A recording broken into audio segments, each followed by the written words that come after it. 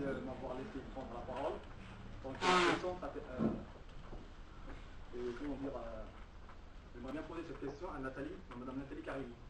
J'aimerais savoir exactement la pratique de cette pratique barbare concernant la dite mutilation génitale féminine.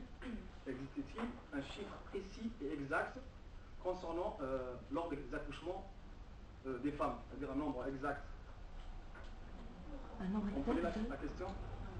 Existe-t-il un chiffre précis et exact lors des accouchements pour les femmes concernant à cause de cette pratique? Un chiffre de décès? Oui. Le décès des bébés ou des décès des femmes? De côté, que ce soit les femmes, que ce soit les enfants. Les risques médicaux. Il existe un chiffre, je ne sais pas. Un chiffre précis, on ne saurait pas l'avoir puisqu'on ne sait déjà pas le quantifier. C'est sûr que suivant certains problèmes, plus on va vers les grandes mutilations, plus effectivement les femmes courent des risques, dont notamment les risques de septicémie. Alors si on passe par le biais de la septicémie, c'est sûr qu'il y a des endroits où c'est 2 femmes sur 3.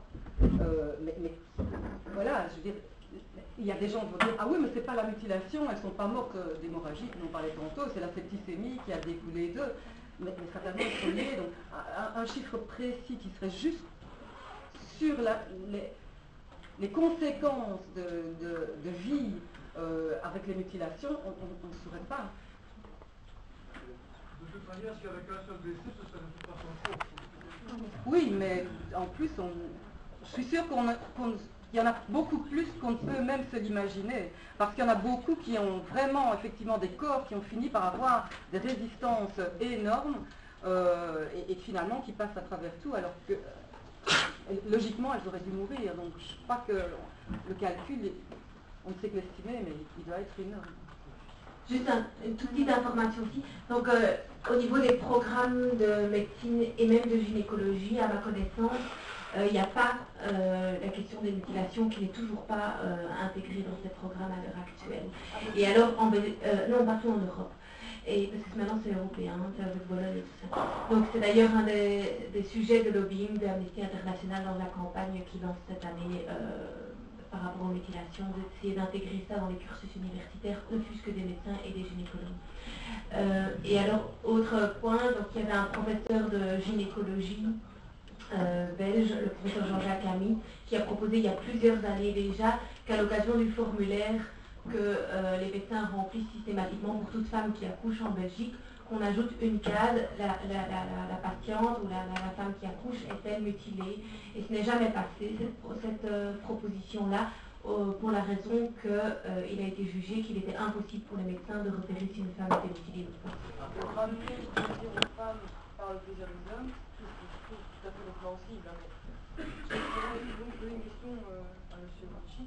Est-ce que vous n'avez pas eu des témoignages d'hommes quand même qui étaient choqués par la violence du rapport sexuel qu'ils pouvaient avoir avec leur femme? Parce que, admettons qu'elle n'ait pas de plaisir, elle a quand même énormément de douleur, sûrement due à toutes ces mutilations génitales. Est-ce qu'il y a aussi des... Enfin, je comprends que les hommes ne veulent pas s'exprimer spécialement, et enfin je le comprends, je le conçois, mais comment font-ils pour faire l'amour à leur femme et à leur enfant alors que ça doit leur faire énormément souffrir? Alors, je pense que j'ai pas de réponse. Simplement, je crois que les hommes ne sont pas toujours, parfois les femmes aussi, dans ce qu'on appelle une relation sexuelle. Je pense que parfois il s'agit d'une simple ou d'une double masturbation. Il faut quand même être assez réaliste. Donc, tout le monde ne se pose pas la question du plaisir de l'autre, malheureusement. Les quelques hommes que j'ai rencontrés, donc, qui rentraient au pays et luttent contre l'excision, je n'ai pas de détails sur le pourquoi intime. Peut-être que c'est par rapport à un discours qu'ils ont appris ici, peut-être que c'est par rapport aussi à une difficulté liée à leur sexualité, ça ne vaut pas, j'ai pas de retour de ça, mais la question est assez bonne. Je voudrais juste rajouter quelque chose, parce qu'il y a quand même un sujet dont on n'a pas parlé aujourd'hui, c'est pas le thème du jour, mais ça concerne quand même aussi une pratique médicale, c'est les histoires de certificats pour les virginités, c'est aussi les médecins qui via un code de couture quelconque, repratiquent des fermetures refait la virginité. Donc ça, je pense que c'est un sujet qui, moi, ne me semble pas très étranger de mutilation sexuelle et qui pose un problème de déontologie assez importante. Mais bon, peut-être que... votre temps pour être fait. Moi j'ai une question. Et juste quand même, les hommes ne sont pas, il faut le préciser, tous dans une relation de violence avec leurs femmes. Hein. Je ne voudrais pas entendre que tous les Africains, tous les Pakistanais, etc. Violent leurs femmes. Oui, mais justement, à partir du moment où on est par exemple juste au niveau du clitoris, il n'y a pas de violence, la pénétration vaginale, et Dieu seul sait si, même chez nous, au niveau nord-occidental, il y en a beaucoup qui sont hommes et femmes exclusivement à la pénétration vaginale. Et il y en a beaucoup aussi, justement, le plaisir de l'autre, comme on vient de le dire, ça ne leur passe pas nécessairement par la tête, quel que soit l'âge, et en tout cas, bien souvent chez les jeunes.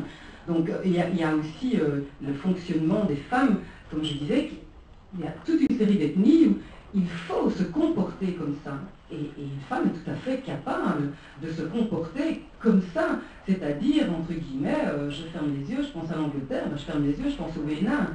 Il n'y a pas nécessairement besoin de l'obliger, ça fait partie de son travail, ça fait partie de son travail. Si ça peut faire partie de son plaisir, ça fera aussi partie de son plaisir. Mais il n'y a pas nécessairement un acte violent de la part de l'homme qui, de toute façon, grandit aussi dans ce fonctionnement sexuel-là. Je ne voudrais pas... Donc, à la base de cette pratique qui a été portée par les traditions ou par la religion, finalement, il y a la peur de la femme. Est-ce que ce n'est pas ça qu'il faut travailler d'abord, parce que c'est toujours pour diminuer la femme, par peur de la femme, que l'homme a supporté ces histoires qui sont... C'est la peur du plaisir de la femme. Non, c'est la peur de l'expression du plaisir de la femme.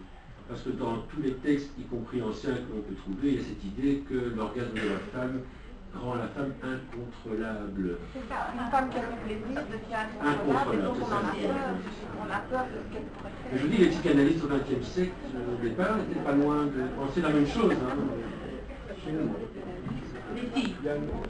Moi j'avais deux questions à poser, une assez libre. Je voudrais savoir si en Belgique, le personnel médical, en gros médecin ou infirmier, qui fait ce genre de pratique est dénoncé si ça arrive en Belgique, et si oui, si ça arrive en justice, et si oui, pourquoi on n'en fait pas de la publicité de manière à ce qu'on puisse s'indigner et créer un mouvement. Et une question à Chris Hollis, les femmes qui sont mutilées sont mutilées par d'autres femmes. Est-ce qu'il y a une action sur les vieilles, comme on dit dans le film, qui mutilent les enfants pour qu'elles prennent conscience de ce qu'elles font, ou bien est-ce qu'on ne peut agir que par les hommes? Je pense que les femmes ici ont aussi un rôle important à jouer.